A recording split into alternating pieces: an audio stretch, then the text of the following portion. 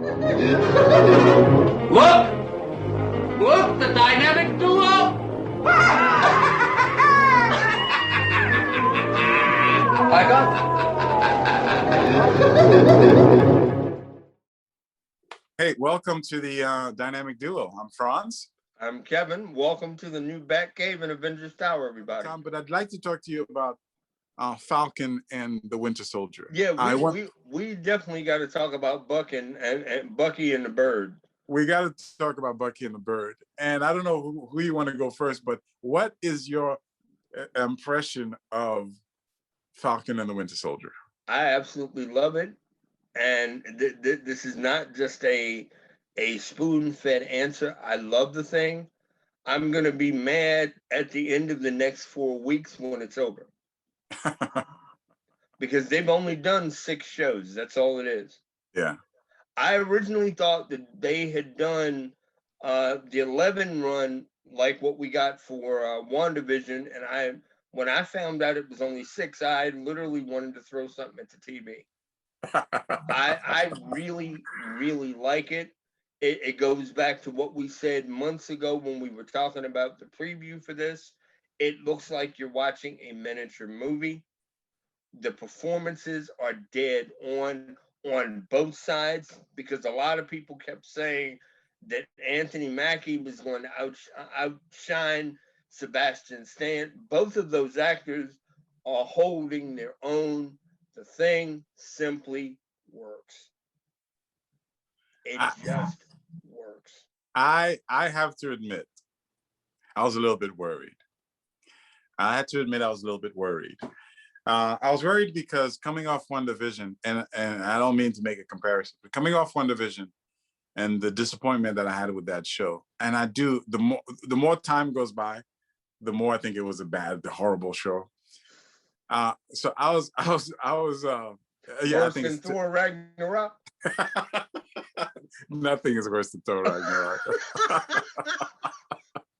Bite your tongue! How dare you? Well, it's a show. We got to get Ragnarok in there somewhere. Oh, it was coming, bro. Trust me, it was coming. Trust me, it was coming. In fact, it was coming at this segment because. Okay, well, go ahead. I'm sorry I interrupted. No, not at all. Because if we get to talk about Suicide Squad trailer, that's when I'm going to talk about Thor. But anyway, I was worried, Falcon and the Winter Soldier, because I didn't want it to be WandaVision quality, and I also have that thing, that personal thing, where I like my superheroes. I like my superhero costumes, and the closer you get to the superhero, the movie could be great, but if it's not superhero, it takes me away a little bit. Dude, I was watching that show, and so the good, the bad, and the personal, right? This is the way I critique now. The good, holy moly, you nail it right on the head.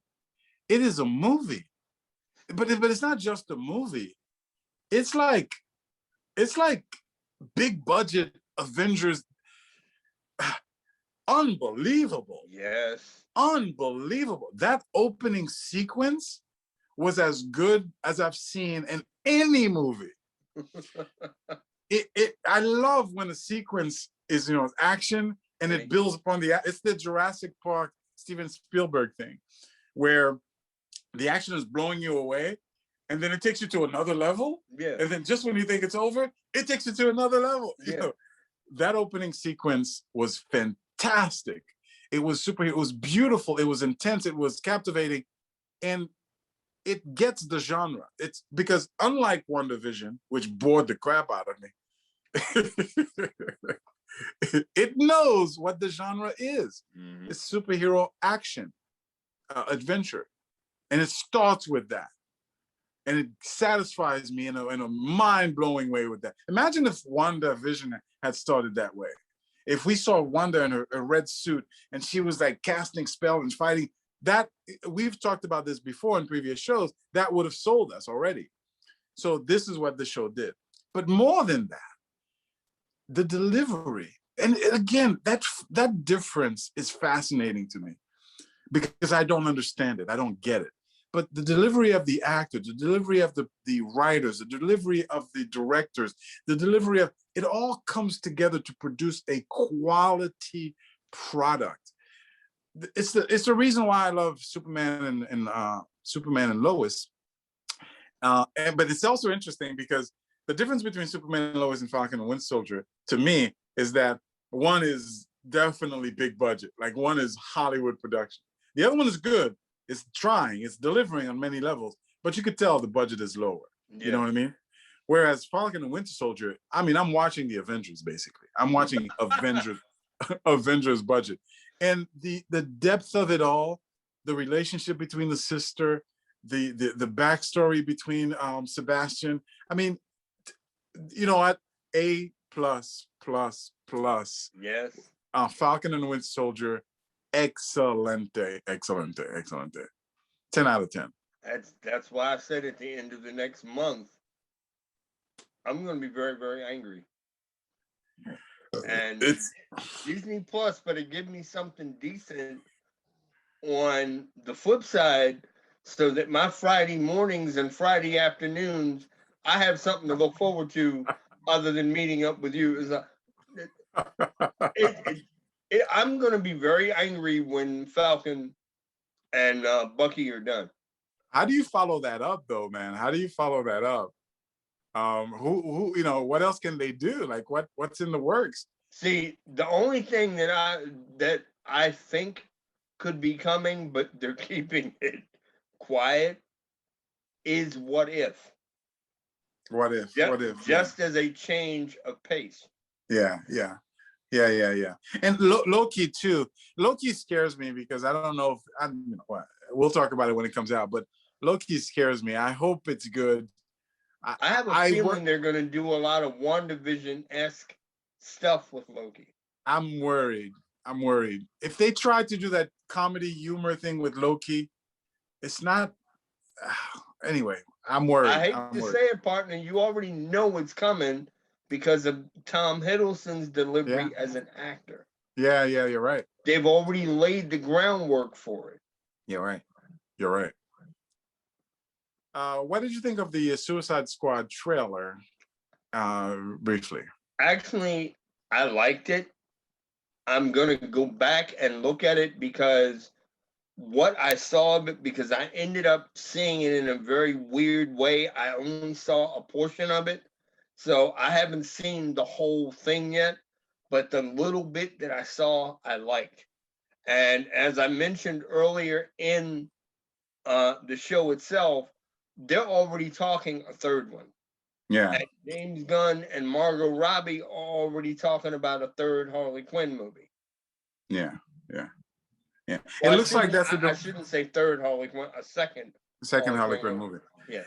It looks like that's the direction where they kind of want to go. They want to go the James Gunn route with the DC universe rather than the Zack Snyder route. And we are responsible for that partly because we the fans, I mean, were so like adamant that we wanted humor, we want light, and so on and so forth. My impression of the trailer was that it's definitely a movie that I want to see. It's definitely a movie that I'm going to see. I anticipate having a good time and enjoying it. I really do. The first snippets, teasers that I saw were a little bit more exciting to me. They were a little bit more superheroic.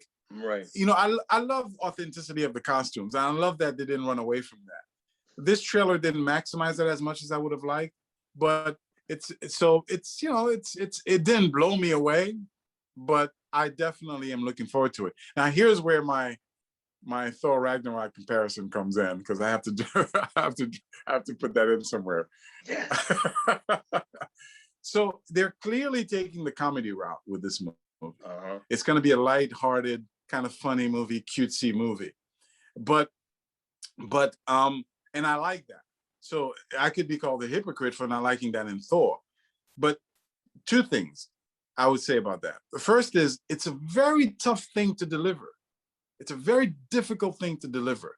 And funny could easily and quickly cross into silliness and ridiculousness, which is never a good thing. I think James Gunn has the chops to be able to deliver it. But I think that James Gunn, for example, there's a difference between Guardians of the Galaxy 1 and Guardians of the Galaxy 2. Guardian Galaxy 1, it worked.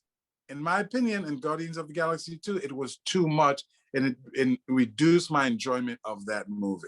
And he missed a little bit part of it. And that's why, in my opinion, Thor is still horrible, even though I'm looking forward to Suicide Squad. It's because even if that was the genre, it was poorly delivered. Right. Because to be funny doesn't mean to insult my intelligence. And I think that Thor Ragnarok insulted my intelligence in many, many levels. You know, having, you know, stupid, silly things like the play, and it's just over the top, and it's one on top of the other.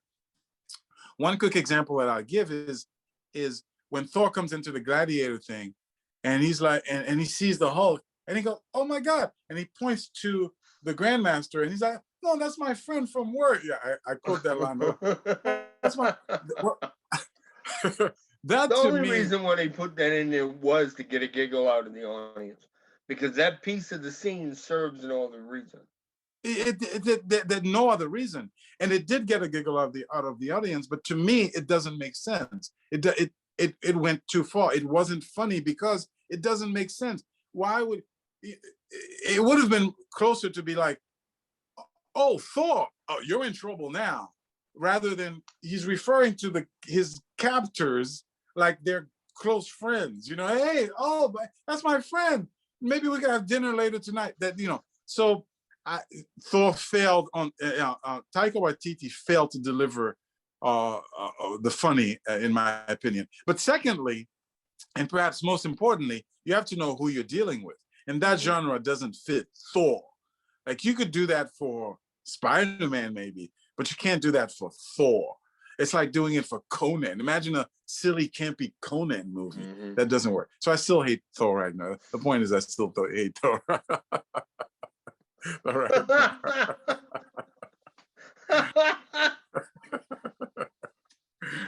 We gotta drop it. You make my Friday and my Tuesdays every time you say that.